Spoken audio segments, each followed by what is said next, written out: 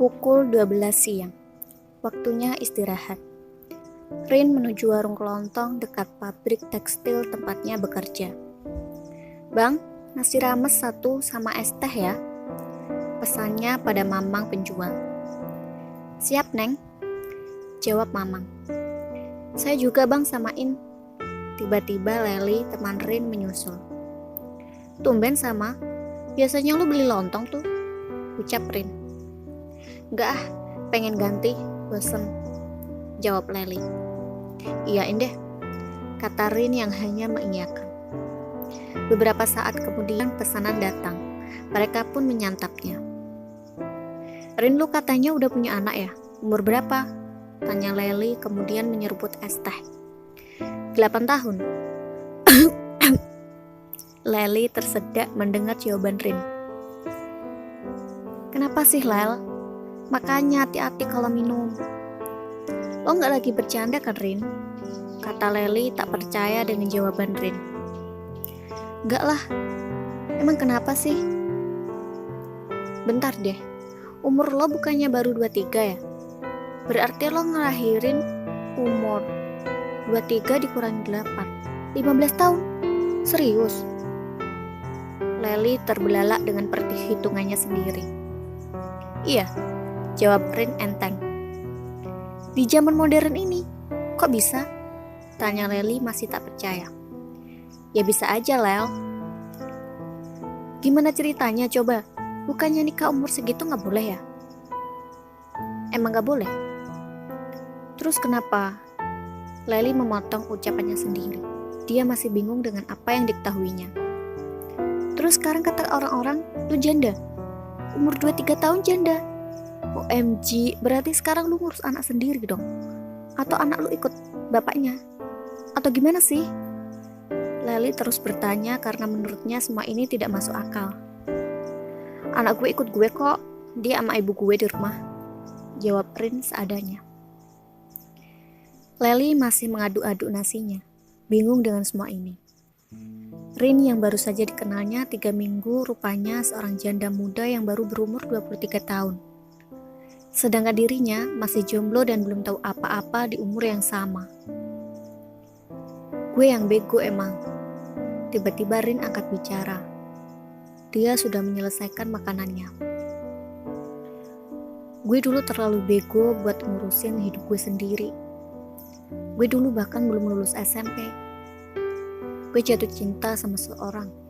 Cinta banget, sampai gue gak pengen kehilangan dia."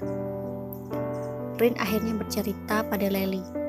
Leli hanya diam mendengarkan dan sesekali menyuap makanannya. "Gue gak mikir panjang. Gue gak mikir gue masih muda pakai banget. Gue cuma mikir gue pengen bareng terus sama dia. Gue pengen hidup sama dia.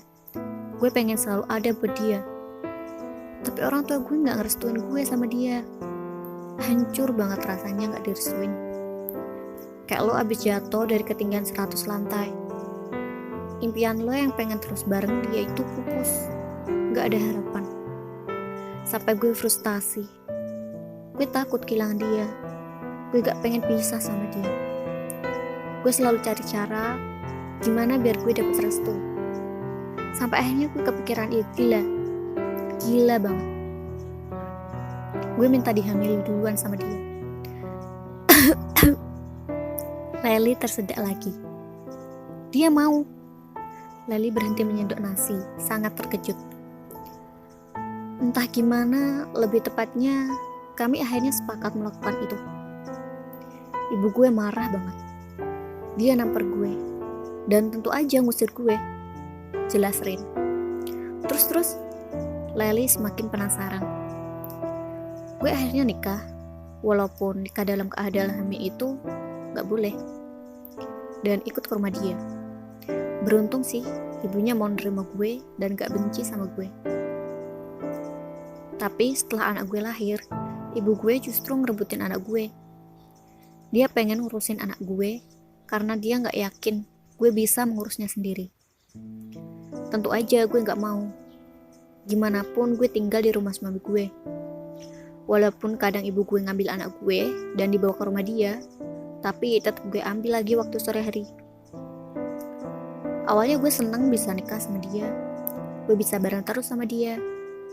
Gue gak takut kehilangan dia. Gue seneng, gue bahagia. Bertahun-tahun gue ngejalanin hidup gue bareng sama dia. Suka duka gue, berjuang bareng sama dia.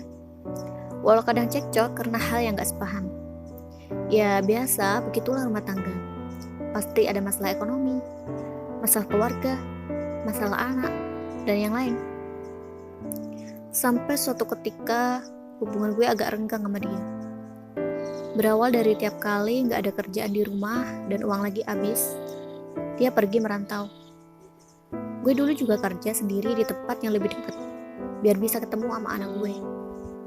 Tapi akhirnya gue juga pergi merantau jauh, di tempat yang berbeda sama dia. Tapi hubungan tuh ibarat Bluetooth. Lo bakal terhubung saat jarak mereka dekat, dan bakalan hilang atau bahkan terhubung ke Bluetooth lain kalau jauh. Komunikasi kita makin hari makin hancur.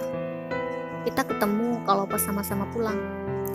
Tapi walaupun udah gak begitu nyambung kayak dulu, gue sama dia masih mencoba bertahan. Sampai akhirnya kita selalu cekcok. Sama sekali gak bisa nyambung. Kita sama-sama udah gak tahan. Dan akhirnya pisah. Gue baru nyadar, ternyata selama ini orang tua gue ikut campur sama keluarga gue. Mereka selalu ngejelek-jelekin suami gue, yang bodohnya gue tanggepin. Padahal awal-awal nikah, gue bela-belain terus suami gue, gimana pun keadaan dia.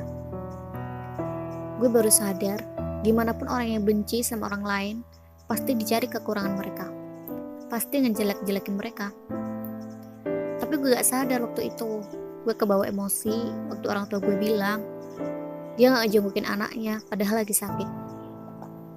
Gue gak berpikir kalau mungkin aja suami gue gak berani datang ke rumah orang tua gue. Atau mungkin dia gak tahu. Tapi di sisi lain, gue juga gak nyalain orang tua gue. Mereka dari awal gak suka sama dia. Tapi gue juga bodoh karena gak bisa mempertahanin keluarga gue sendiri. Gak bisa ngurus keluarga gue sendiri. Rin memejamkan mata sejenak, merenungkan apa yang telah terjadi. Maaf ya Rin, malah ingetin lo sama masa lalu lo, kata Leli yang merasa bersalah karena mengingatkan Rin pada masa lalunya. Enggak kok Lel, gue justru lega karena bisa cerita. Lo bisa belajar dari hidup gue Lel. Jangan sampai keluarga lo hancur, apapun yang terjadi. Pintarin. Lo gak pengen balikan lain? Tanya Lel yang berharap hubungan Rin bisa diperbaiki.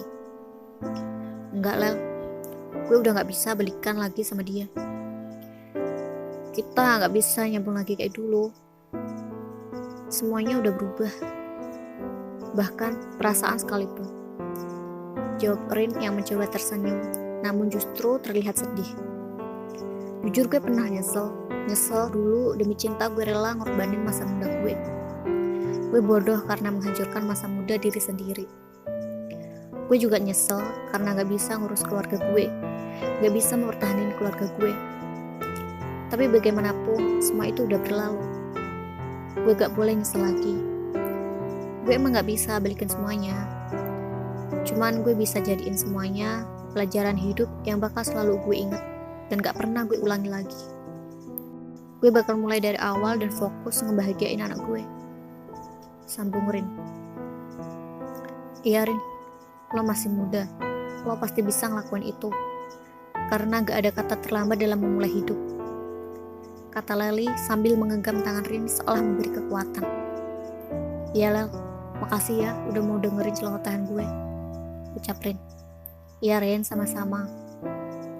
Pukul 13. Orang-orang bergegas memasuki pabrik. Waktunya bekerja kembali. Rin dan Leli pun beranjak membayar makanan mereka dan bergegas masuk untuk melanjutkan pekerjaan mereka.